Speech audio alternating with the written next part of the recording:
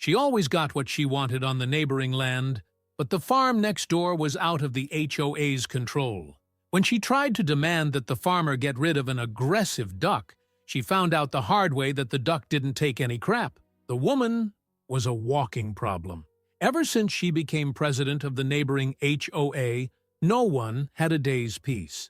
She complained about the fence, the height of the grass, the color of the gate. If she could, she would even demand approval for the shape of the clouds in the sky. But there was one place where her authority didn't apply: the farm next door. And that completely irritated her. While on the other land she did what she wanted, there, the farmer wouldn't even open the door to listen to her demands.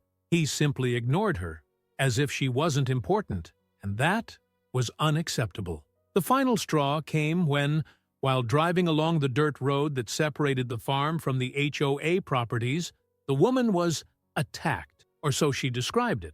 What really happened was that a duck crossed the road just as she was passing, forcing her to brake sharply. And not only that, the animal stopped right in front of the car, raised its neck, and stared, as if daring the woman to take another step forward. The scene lasted only a few seconds before the duck walked off with the calm of someone who had done it before. But for the woman, it was a personal attack. She arrived home snorting with rage, gripping the steering wheel so hard that her knuckles turned white. She couldn't let it go. The next day, she marched to the farm, determined to put an end to the problem. When she reached the gate, she knocked hard and waited. Nothing. She called again. Nothing. The farmer knew exactly who was there and didn't seem the least bit interested in talking, but she wasn't going to give up so easily. "If he won't come to me, I'll go to him," she muttered, walking through the unlocked gate as if she owned the place. She walked over to the large artificial pond where the ducks were kept, and, to her horror, saw that damn duck was there, swimming peacefully, surrounded by others just like it. The problem? As soon as she approached, the duck looked straight at her, as if it knew, as if it remembered. And in that instant, she realized that this wasn't going to be as easy as she had imagined. The woman thought she had already faced all sorts of problems on the HOA grounds. Stubborn neighbors, noisy dogs, children playing outside the permitted hours, but nothing had prepared her for that duck. He wasn't like the others. While the others swam carefree in the lake, this one in particular kept his eyes fixed on her, a penetrating, calculating gaze that sent a shiver down her spine. It was almost as if he was studying her movements, but she wasn't going to be intimidated by an animal that was barely knee-high.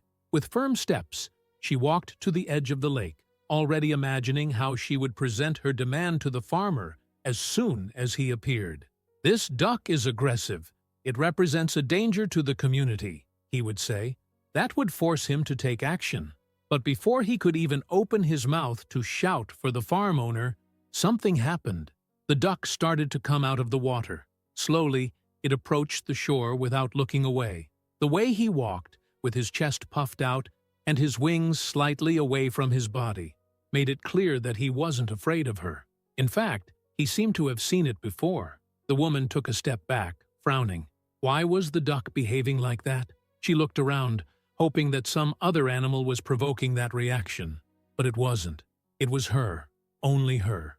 And then, as if it had decided enough was enough, the duck moved. It didn't attack. It didn't make any threatening sounds. It just started walking towards her, calmly, steadily. The woman tried to ignore it, but something about its behavior bothered her deeply. The duck didn't hurry. It didn't flap its wings. It didn't do anything but walk, without any haste, as if it knew exactly what it was doing. And it was at that moment that she began to wonder if, maybe, just maybe, she was facing an enemy far more cunning than she had imagined. But the worst was yet to come, because as she slowly backed away, not wanting to admit that she was starting to get nervous about that bug, she didn't notice one crucial detail. The duck wasn't alone. Other ducks were coming out of the water. One, then another, and another. Now there were 4, all walking in the same direction, all looking at her. And in that instant, the woman finally understood that she was not in control of the situation. In fact, she never had been. The woman began to sweat, not because it was hot, but because there was something deeply wrong with the way those ducks were acting. 4 of them were now out of the water, advancing slowly, without making a sound. They didn't quack. They didn't flap their wings. They didn't run around like normal ducks would. They just walked, with a purpose. She felt a twinge of irritation. They were a bunch of ducks, for God's sake. What could they do against her? But as much as she tried to convince herself of this, her own body was telling her otherwise. The hairs on her arms were bristling, her heart was beating faster than it should, and, without realizing it, she had already taken a few more steps backwards, but the ducks were also moving forward. She looked quickly to the side, realizing that she wasn't as close to the exit gate as she had thought. Behind her was the lake, ahead, the ducks, of which there were now 5. Yes, 1 more had come out of the water, as if it had realized something was happening. And then, out of nowhere, a 6th one appeared. It was as if the group knew they were in control of the situation, and now each one was joining the siege at the right time, without haste, without fanfare. The woman tried to pull herself together. She had to get rid of this idiocy before someone came along and saw the ridiculous scene of an adult being surrounded by ducks. She tried to move to the side, but one of the ducks changed direction at the same time, blocking her path. The discomfort turned into real panic. Now she wanted to get out of there, and fast. But every time she moved, the ducks adjusted, keeping the same distance, preventing any easy escape. Her mind began to race with possibilities.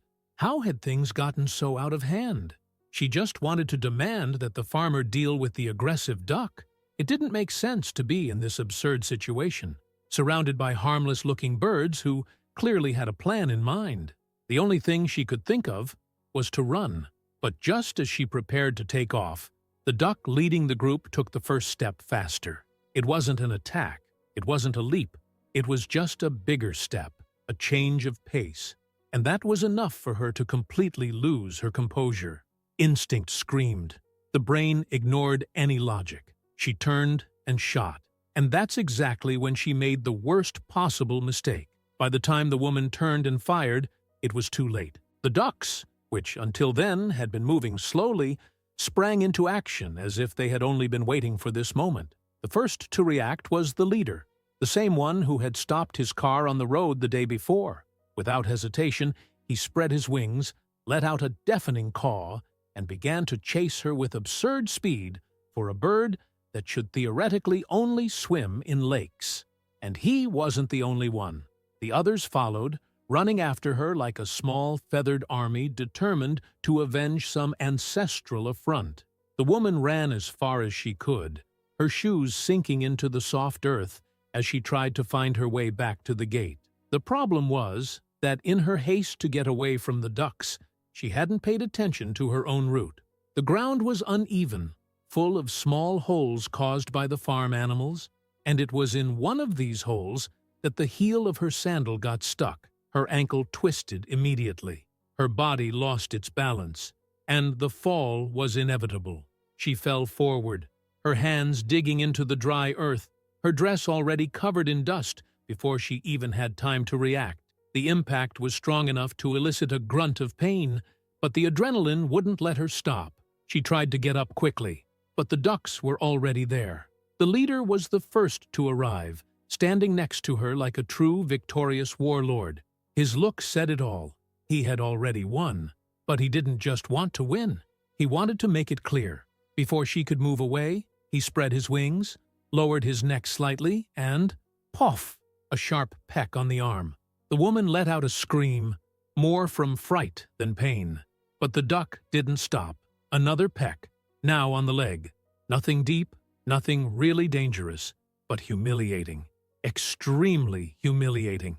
It began to crawl backwards, completely defeated, while the other ducks stood around, looking as if they were watching a symbolic execution. The leader of the feathered gang stood in front, his chest puffed out, as if he knew he had just won a silent war. The woman was unrecognizable. The fancy dress that once swayed in the wind was now stained with mud, grass, and a bit of shattered dignity. Her hair, which once looked carefully groomed, was disheveled, with leaves and dust clinging to it like a reminder of the disaster. Her ankle hurt, her whole body was sore, and, more than that, her pride was completely destroyed. When she finally managed to get up, limping and covered in dirt, she shot out of the property without even looking back. She didn't care about the path. She didn't care that she had left one of her sandals behind when she tripped. All she wanted was to get out of that place. But she knew that no matter how many times she tried to tell this story, no one would ever believe the terror of being humiliated by a flock of vengeful ducks. And the worst part? The nightmare didn't end when she drove through the farm gate. When she got to her car, she realized that she had forgotten her keys. They must have fallen out at some point during his desperate escape. He looked back at the path he had run and felt a shiver run down his spine. The ducks were still there, and their leader, the damned one, was standing at the entrance to the lake, staring at her, as if to say, "Do you want to try and get back here? Try it." But she wasn't going to. Not even dead. She had to sneak around the side of the car, praying that no one would pass by and see her in that deplorable state. She grabbed her cell phone, trying to call someone from the HOA to come pick her up, but the signal there was terrible. Of course it was. Fate was determined to teach her a lesson that day. After almost 10 minutes of sheer desperation, she managed to find her keys just before the entrance to the farm. She grabbed them in a hurry and got into the car, starting the engine with trembling hands. She skidded along the dirt road, kicking up dust on the way, without daring to look in the rearview mirror. She wanted to forget that day, pretend it never happened. But how could she forget something like that? How could she forget the look in the duck's eyes as it challenged her authority and won? Over the next few days, she tried to tell her version of the story to the neighbors. She said that the farmer kept dangerous animals, that she just wanted to help, that she had been attacked unfairly. But no one really believed her. Even more so after a video appeared on the HOA group. Someone, probably a farm employee, or even one of the neighbors passing by, filmed part of the scene. It didn't capture the beginning, but it caught the most important part. The woman running desperately, tripping, falling face first to the ground, and then struggling to escape from a flock of angry ducks. The audio, absolutely wonderful. Her screams, the furious quacking of the lead duck, the dry sound of her fall, and best of all, the awkward silence at the end when she got up, covered in dust, and limped away without looking back. The video went viral in the neighborhood group. The nicknames came immediately. The Duck Lady, the Geese Exterminator, even though they weren't geese, the Queen of Pecks. She tried to delete the video. She tried to say that it was all just a montage, that they were exaggerating, but it was too late. And what's worse, now, every time someone walked past the farm and saw that duck, they could swear he knew. It was still there, swimming in the lake, living its normal life. But sometimes, when someone passed by too slowly, he would raise his neck and stare. And everyone knew what that meant. A silent warning, an eternal reminder that, on that farm, no one messed with the ducks with impunity. Have you ever had to deal with someone who tried to boss you around and ended up embarrassing themselves? If so, let me know in the comments. I want to know what was the biggest mistake you've ever witnessed. And if you liked this story, subscribe to the channel and like it for more content like this. Want to see more chaos and embarrassment? Click on the card and let's marathon. See you in the next video.